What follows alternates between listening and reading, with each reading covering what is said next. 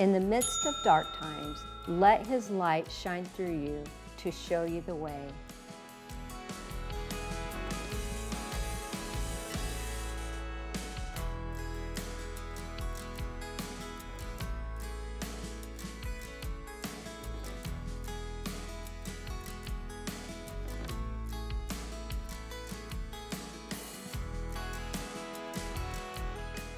Have you lost your light in your life? Music artist legend, singer Donna Fargo, you know her song, The Happiest Girl in the Whole USA, hasn't always been the happiest girl in the USA. She lost her light temporarily until God filled her heart again after she lost her husband in 2021 and has managed MS for years. Today, she has a beautiful message for you. This is her story. This is today's Nashville. This is faith. Beautiful Donna Fargo, thank you so much for sitting down with me. What a blessing and honor. Thank you, Terry. Welcome to today's Nashville. Oh, I love this network. The happiest girl in the USA. Woo! Let's talk about it. First of all, before we get into that, let's go back a little bit. Okay. Talk about your earlier life. How did you get started in music? So where were you born? I was born in North Carolina, Mount Airy, North Carolina, home of Andy Griffith. Really? Yeah. So anyway, and I had a wonderful childhood, and you know, I just dreamed of being happy.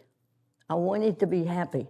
Were you happy as a little girl? Yeah, sort of, but there was a lot of fussing and fighting and stuff, you know.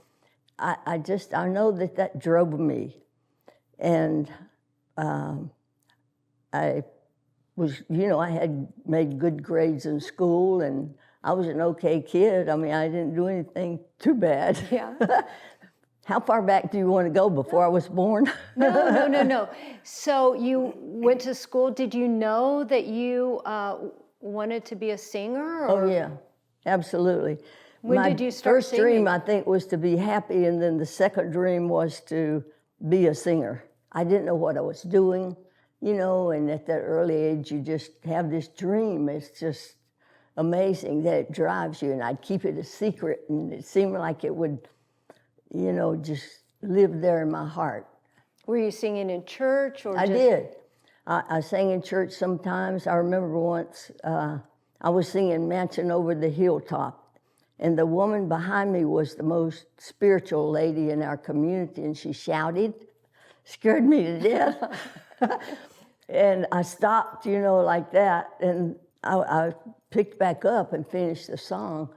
When I got home from church that day, I said, Daddy, I sang Mansion Over the Hilltop, and Voda Brim shouted when I sang, and she didn't shout for anybody else. So I might have felt like a little bit of an anointing or something, that my dream was okay. I don't know. I didn't think about that much. Well, what led you into the music then, after that? Okay, I moved to California. And how old were you then? My brother, well, I'd finished high school. Okay. So 17 or 16, maybe 17, I guess. Then I had to go to college, because I thought, okay, I've got to work on this dream, you know. I graduated from High Point College in High Point, North Carolina, and I majored in English. And I had another dream, to be a teacher. And I loved English, and I thought, well, everybody has to, you know, needs to know how to talk and all that stuff. So my dream was born another dream was born, and that was to major in English so I could teach high school English.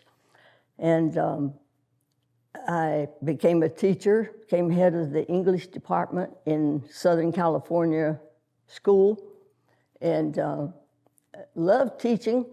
And I always tried to be a really good teacher, and gave lots of homework, lots of tests. You know, I thought every kid needs to be tested, you know, but they need to be tested frequently, you know, not just like once a year or once every semester or something. So I wanted them to get used to being tested so that they would, build good habits for themselves. So when did you realize that from English to music? In California, I thought, okay, I've got my job teaching. I was doing really well, getting paid. I was a practical person, so I knew that, I had to be great so I could pay my bills and that type of thing. I thought, okay, how am I going to work on this other dream of becoming a singer? And my brother, I lived with my brother at the time, and he was my hero, and I knew he would look after me. And he found a company in LA that was looking for a girl singer to record. And he got the phone number, and I called him up. I was really bashful. I really didn't know what I was doing and was scared. Anyway, I called him up, made an appointment, and I met a man named Stan Silver.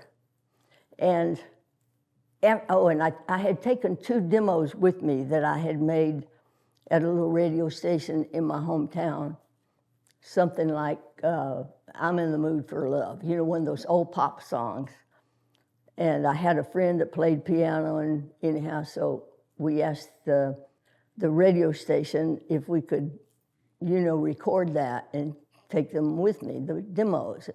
So when I met Stan Silver, I said, I brought 2 demos of me singing. See what you think. And he played them, and he said, you're country. I said, okay. I almost said, which country, but I didn't. I hadn't really thought about it at the time, like trying to designate different types of music and, And the radio stations were so influenced by radio stations that play music or whatever they do. And we had 2 in our town, and they played all kinds of music. So I had from the Beatles to Patsy Cline to whoever. And I said, I think I could write songs if I could play the guitar. Would you teach me to play the guitar if I'm not too much of a pain and don't take too much of your time?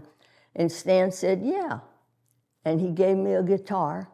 He taught me to play it well enough to hear the songs in my head and heart. And I just started writing. And, if we both liked them, that gave me confidence in them. And by 1971, I had written Happiest Girl, Funny Face, and a few others, Awareness of Nothing, and I don't know what the others were, but, I felt like my dream could really happen, but I didn't know what to do. But anyway, he booked me in some clubs in Southern California. I got my feet wet. I'll back up to when I was in high school, my brother tricked me. He had taken me to a club in South Carolina. And I knew within me that he was going to trick me and call me up, have them call me up to sing. And they did. And I was so scared. Anyhow, I went up on stage and I thought, well, what now? What am I going to sing? And I sang that, I'm in the mood for love, I guess. I don't know what it was. I fainted in the middle. You fainted? In the song. And the girl singer said, well, you probably should work on your timing. Anyway, so I go back to California now, and Happiest Girl and Funny Face and some of those others that I'd written, we went in and recorded. Stan was a producer and a manager, and we fell in love, actually, and he's really the key to my success, besides my writing, I think. Well, we're going to talk about the happiest girl in the USA, because that always hasn't been the case for you. No. And it challenged your faith. Yes. And we're going to talk about it when we come back. Great. Thank you.